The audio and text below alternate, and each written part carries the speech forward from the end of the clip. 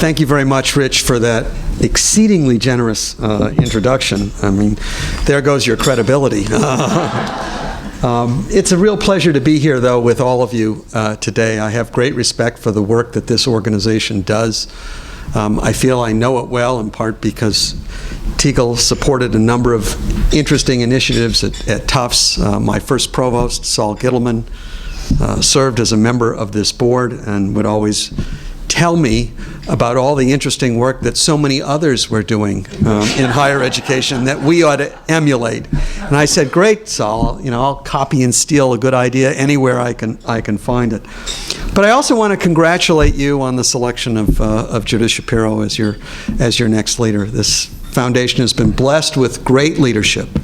Rich has done an extraordinary job, and I know and I'm confident that will continue with Judith. As I learned so well when I stepped down from my job a year and a half ago, nothing succeeds like a successor. So, Judith, good luck, and we all have great expectations of the good things that will come. Thank you also to each and every one of you who are working to advance the cause of liberal education in this country in so many different ways. We shouldn't take it for granted, because we live at a time in which liberal education in this country, candidly, is under attack. So frequently, and not just from the right, sometimes from the left as well. I think about a world in which policymakers and politicians seek to judge the value or the success of an education, either by the institution or by the individual, based upon how much a student earns on the first year, in their first job, in their first year. By that measure, I guarantee you, my alma mater, MIT, would be considered a failure if you take a look at what I earned the first year out of school. And I find it ironic that at a time in which liberal education is being questioned in America, that our competitors around the world are embracing it enthusiastically. All you need to do is to visit China or Singapore or Korea or India, where governments are building new institutions seeking to emulate what it is that we do here. One does not need to make the argument that a liberal education is in fact something that is to be embraced. So, but at the same time, I also think that we as educators need to be candid and acknowledge the very real challenges which higher education faces at this particular point in time.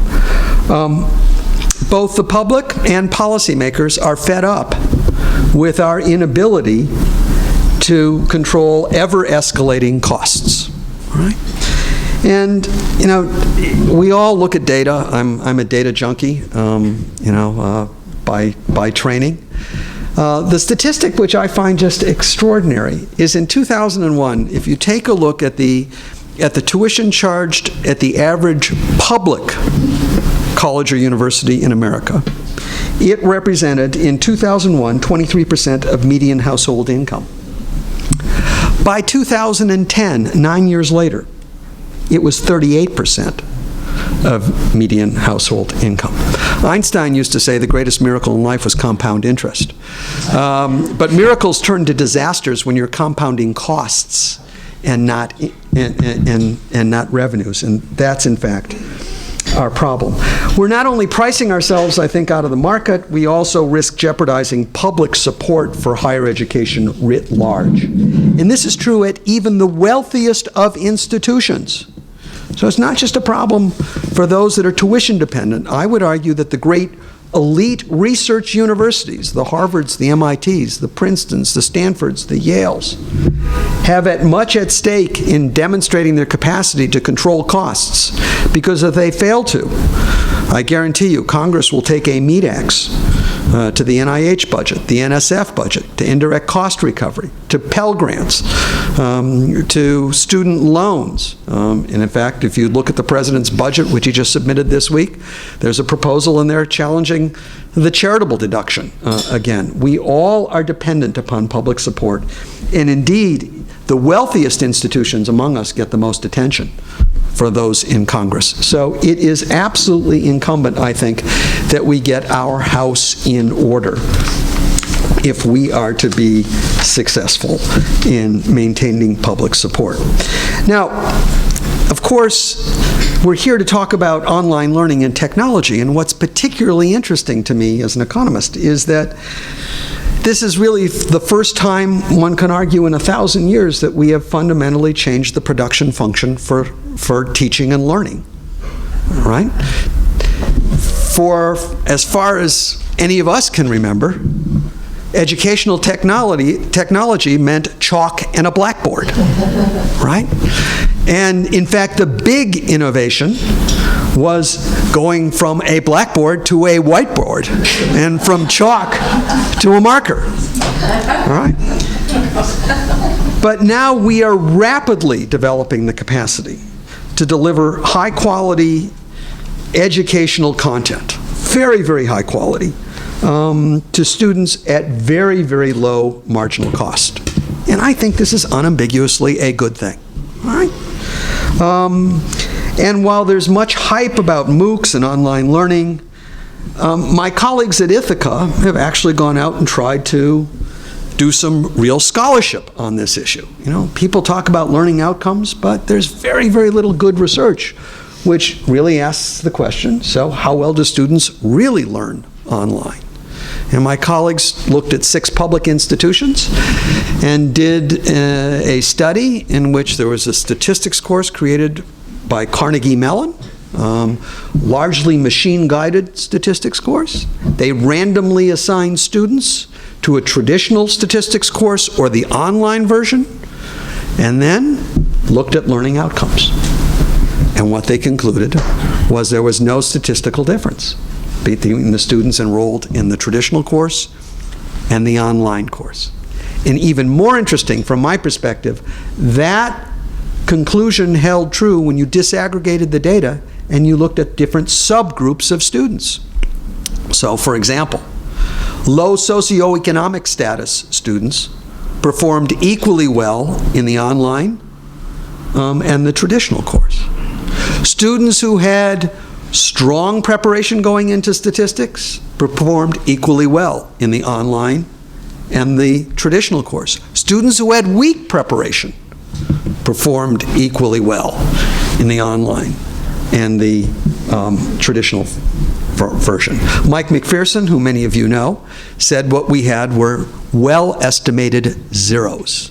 In this particular study. And what we know is that online education is only going to get better. We are in the primitive stage at this point. So it will get better over time. And I think it is here to stay. So in the time remaining, I really would like to talk about 3 propositions, okay? First, I'm going to argue that online education is here to stay. And in due course, we're all going to be doing it. And as I said, that's a good thing. Second, I'd like to argue that unlike the predictions of many who are saying that higher education as we know it is about to come to an end because of this technological revolution, I don't buy it. I don't buy it. I think there's going to be lots of innovation, all good, but I don't think that you're all going to go away, or we're all going to go away and be replaced by something yet to be invented. And then the third proposition I'd like to argue for is that we as faculty members and as leaders in higher education have to do a much better job of articulating what is the unique contribution of residential-based education. Okay, the unique contribution. We have to be able to say what it is that students can't get or don't get in the online learning environment. So those are my 3 propositions. So why do we think we're all going to be teaching online? And the simple answer is that we already are. in one form or another. In fact, it's very difficult to find a single course taught in America today in which some dimension of the course isn't already online. By that I mean it may just be simply that faculty members are communicating with their students online, assignments are turned in online, some of the readings are available online, and it scales, and it goes all the way up to people who are doing everything online. But people are doing it all over the place. Our study in the Barriers to Adoption paper that I hope many of you had a chance to read documents this. But what's also clear is that the tools that are being developed today, again, primitive stage, but are going to get better. As they do, I think faculty are actually going to embrace them. What's the old line for all of us who've spent our lives teaching? We teach for free and they pay us to grade. Right? Well, think about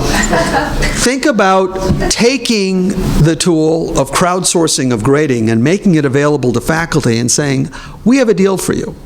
We're going to relieve you of much of the burden of grading. Faculty are going to run to that when that opportunity is made available to them. Our students are going to demand it. I was at MIT, I was chancellor of MIT when we developed open courseware. And one of the reasons that we did that, partly it was to publish our courseware and make it available to the world, and we got a lot of attention for that and a lot of credit. But we knew we were going to have to publish it for our own students because it was how they expect to get their information today. You know, students are glued to their machines. So students will lead us in this venture. I think the technology and the production values are only going to get better. And as they get better, it'll get easier for people to use. And, you know, as I said in the paper that you read, the students of today are going to become the faculty of tomorrow. This will not be innovative for them. They're just going to expect this is the way people are going to teach and people are going to learn. I also think that the MOOCs of today are actually going to evolve over time. And they're going to become the textbooks of tomorrow. All right? They're going to be less sort of courses aimed at individual students sitting all over the world. And instead, it's going to be a natural evolution. So in the same way that these days when you buy a textbook, it usually, you know, has a DVD tucked in the back. Well, we're going to get rid of the textbook and we're going to get rid of the DVD. And it's going to be a collection of digital materials, some of which just look like the kind of stuff which goes in a textbook, but there'll be simulations and there'll be laboratories that are simulated that students will be able to play with, and there will be embedded lectures or Khan Academy sort of like snippets that will be in there. And faculty will have the capacity to slice and dice and mix and match and modify it in ways so that they can make it their own in the same way that we all do that with the textbooks that are available to us. So I think that this is an important initiative because it gives us the first opportunity really in 1,000 years to fundamentally bend the cost curve in higher education. And all of us who have the privilege of leading these institutions ought to be embracing these principles and seeking for ways to, in fact, adopt these technologies to try and reduce the rate of change in the cost of higher education. So, again, my friends at Ithaca have done some cost simulations, and the numbers are quite extraordinary. If you really take a look at what we could do if we went to something which looked like much more extensive machine-guided learning, supplemented by faculty who are sitting there helping their students to understand the difficult material, estimates are savings 36 to 57% under very reasonable assumptions. So, to be sure, not every subject is going to be taught online, nor should it. My colleague Bill Bowen likes to say different methodologies for different material. That's fine. One size does not fit all. That's why we should not believe that this is all going to go in one direction. But online is here to stay. Okay. Second proposition. We hear lots of predictions that the rise of online education implies the death of many different types of institutions. And I actually wrote down 4 headlines that I have read recently in the Chronicle of Higher Education or Inside Higher Education. You've all seen them as well. So here they are. Traditional residential liberal arts colleges are dinosaurs. 25 years from now, only 50 elite institutions will exist. Higher education will be disintermediated. And the basic business model of higher education is broken. And then I was at a conference, this wasn't published, where Clay Christensen said, you know, I think within 10 to 15 years, half of the traditional institutions are going to be bankrupt. Okay, so you can add that one to the list. I'm skeptical. I don't think that's right. Why? While online education may be perfect for the older student, for the non-traditional student, has a very high opportunity cost and is willing to get most of their education this way, I don't think most parents want their 18 to 22-year-olds sitting in their basement looking at their computers for 4 years. Okay? The students don't want it and the parents don't want that either. I also think that we need to understand that content, actually pretty high quality content, has always been available at low cost. Always. All you have to do is go into a library. Remember that wonderful scene in Good Will Hunting in which Matt Damon sort of, is jousting in a bar with these Harvard students, and ask them a question about history, and the Harvard guy gets it wrong, and Matt Damon sits there quoting source after source after source, and then says, "Yeah, and I got that for $1.19 in late fees at the Cambridge Public Library, and look at what you paid for your education."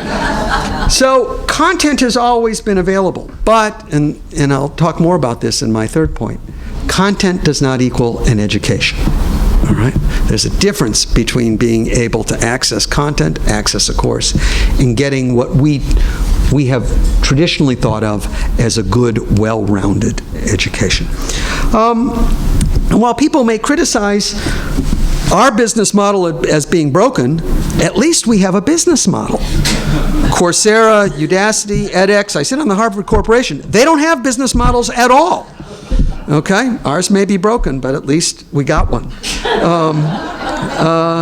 They don't. And then the last point I would make is ask yourself the following question. Why are you all sitting in this room? Why did some of you bother to get on an airplane to come here? Look, it's all going to be available online, right? The fact is that there is virtue in seeing people face to face, right?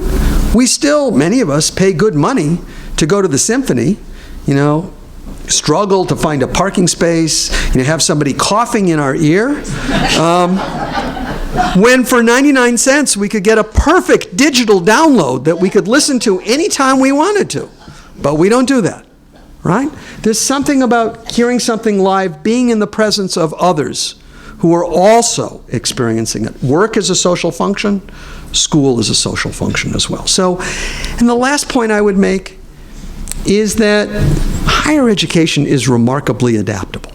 If all of you think about your own institutions, I know we have, present Dartmouth College, and the University of Pennsylvania just at my table.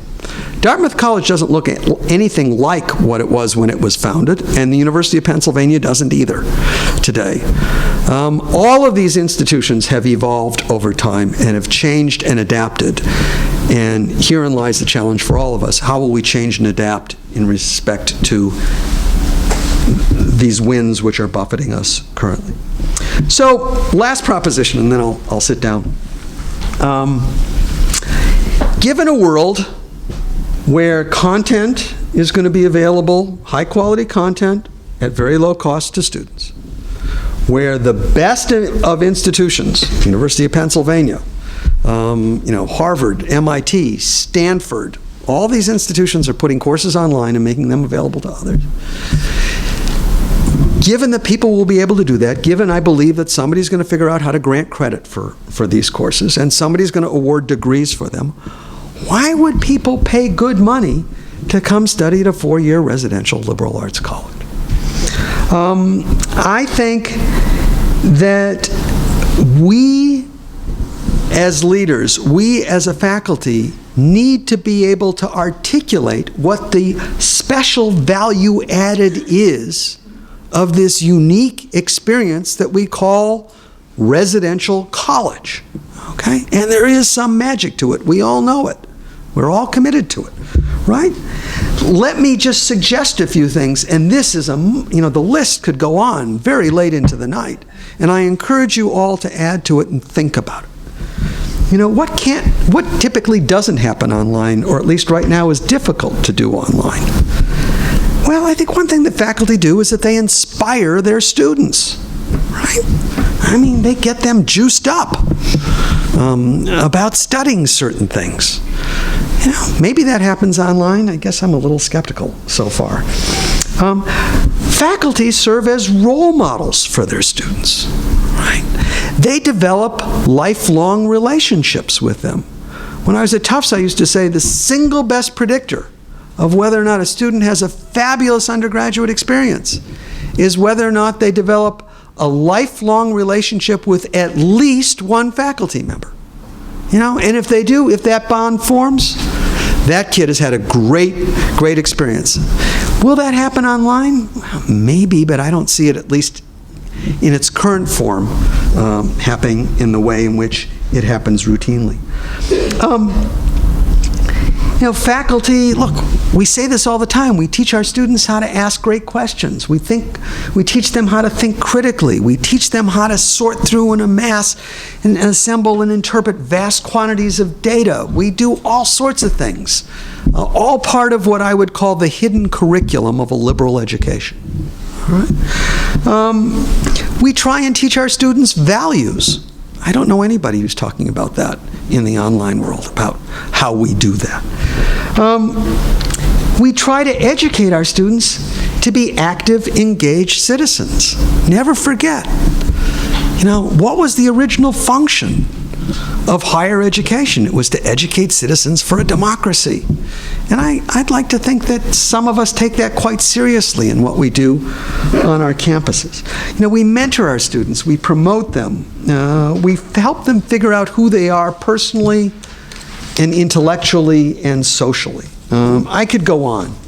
This is, I invite you to think yourself about this. But then there are also the things that occur that faculty don't do that represent important parts of a residential education. That students learn through their involvement in co-curricular and extracurricular activities, right? They learn how to live and work with people who are fundamentally very different from them. We all articulate and promote the importance of diversity on our campuses. Different meanings to that in an online world. They learn how to teach by helping other students. Now, what's exciting about what's going on online is the peer-to-peer learning that occurs in MOOCs and other things, with students answering other questions. And I applaud that. But what I'm not sure happens is what happens when students sit there working side by side for hours trying to solve the same problem set. At the end, they stop talking about the problem set, and they then have the interesting conversation that goes well into the night, that turns out to be so important that we all remember about our own collegiate experience. I don't know how we recreate that in the online world. Students learn to lead by working in student organizations and having to figure out how to get people to do things which they don't otherwise want to do. About how to find scarce resources in order to get something done. A life skill, I would suggest. Important things that happen. And indeed, I think we all agree that some of the most valuable lessons are learned outside the classroom. I don't know a college or university president who hasn't stood up in front, and I'm looking at Rich and Judith as I say this, of their assembled students at one point or another and told them that they're going to learn as much from each other as that they're going to learn from the faculty, that they're going to learn as much outside the classroom as they're going to learn inside the classroom. And we utter these bromides both because we believe them and because I think they're true. But what we now need to do, I think, is given how the world is changing, do more than utter the bromides. We need to be able to document, to explain very clearly what it is that one gets from spending 4 years confined under temperature and pressure with other students and faculty. We not only need to articulate what that is, we need to be able to document why it is of value. Because in the end, that's a big chunk of the differential that people are going to be paying for when they come to our campuses. Right? College education has gotten breathlessly expensive. You know, next year, a Tufts education is going to, all in, push $60,000 a year. We cannot keep escalating these costs like this forever. And one thing which we know about things which cannot go on forever is that eventually they come to an end. And this end will not be pretty unless we as leaders embrace the challenge of not only using these new technologies to reduce the cost of education on our campuses, using these new technologies, I hope, to actually improve student learning because of the data that's going to be generated that we've never had access to. Use these new technologies to enhance the experience of our students, but also rise to the challenge of helping to explain what it is that the technology can do and what it can't. Because I think magic happens on every one of our campuses. It is why many of us teach. Many of us have devoted our lives to a noble profession.